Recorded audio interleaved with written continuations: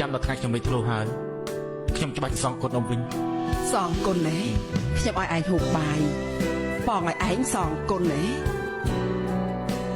អ្នកណាក៏ចង់មានថ្ងៃលេចធ្លោដែរតែបើសិនត្រឹមតែគិតនោះគឺរស់នៅបានស្ងប់ចិត្តហើយអាល្អិតបែបនោះណាគឺមិនមានកំណើតនោះទេ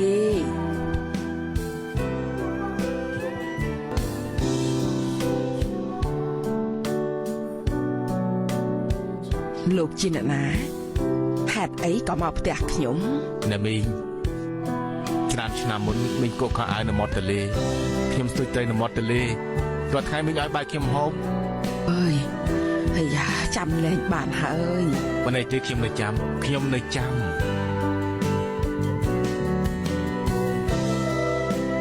ណាមីងហានសេងមកសម្រេចពាក្យសន្យាច្រើនឆ្នាំមុនអរគុណបាយអ្នកមីងទទួលការគោរពពីហានសេង